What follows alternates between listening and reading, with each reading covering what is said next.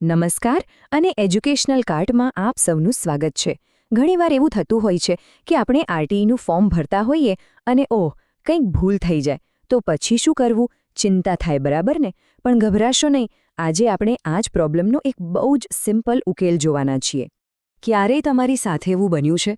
તમે એકદમ ધ્યાનથી કોઈ અગત્યનું ફોર્મ ભરો અને જેવું સબમિટ બટન દબાવો, તરત જ ધ્યાનમાં આવે કે અરે, અહીં તો ભૂલ થઈ ગઈ. એ વખતે જે ટેન્શન થાય છે ને, એ આપણે બધા સમજી શકીએ છીએ. અને એમાંય જ્યારે વાત હોય આરટીઈ એડમિશનની, જે બાળકના ભવિષ્ય માટે આટલું મહત્વનું છે, ત્યારે તો નાની ભૂલ પણ બહુ મોટી ચિંતાનું કારણ બની જાય છે. સાચું ને? આ એક એવો સવાલ છે જે લગભગ દરેક વાલીના મનમાં આવે છે કે હવે શું થશે? અને જુઓ, આ કોઈ ખાલી આપણી ચિંતા નથી. આ એક ઓફિશિયલ સવાલ છે જે વારંવાર પૂછવામાં આવે છે. સવાલ એ છે કે ફોર્મ ભર્યા બાદ ભૂલ જણાય તો શું કરવું? પણ અહીંયા એક સારા સમાચાર છે. આ જે મોટી દેખાતી સમસ્યા છે ને, એનો ઉકેલ ખરેખર બહુ જ સરળ છે.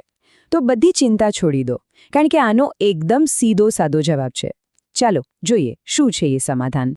તો સાંભળો, જો તમારા ફોર્મમાં કોઈ પણ ભૂલ થઈ હોય તો તમારે બસ એક જ કામ કરવાનું છે. એકદમ નવું, ફ્રેશ ફોર્મ ભરી દેવાનું છે. હા, બસ આટલું જ. હવે તમારા મનમાં સવાલ થશે કે પણ પેલા જૂના, ભૂલવાળા ફોર્મનું શું? વેલ, એની તમારે બિલકુલ ચિંતા કરવાની જરૂર નથી.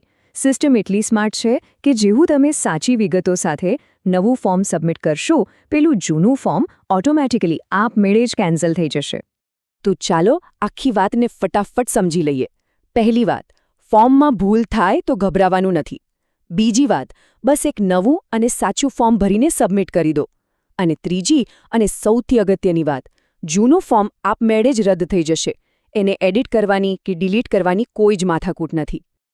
તો યાદ રાખજો, આરટીઈ એડમિશનની આ આખી પ્રોસેસમાં ગમે ત્યાં અટવાઓ, કોઈ પણ સવાલ હોય તો એજ્યુકેશનલ કાર્ટ તમારી મદદ માટે હંમેશા તૈયાર છે. અમને આશા છે કે આ નાનકડી માહિતીથી તમારી એક મોટી ચિંતા દૂર થઈ હશે. તમારા બાળકના ઉજ્જવળ ભવિષ્ય માટે ખૂબ ખૂબ શુભેચ્છાઓ.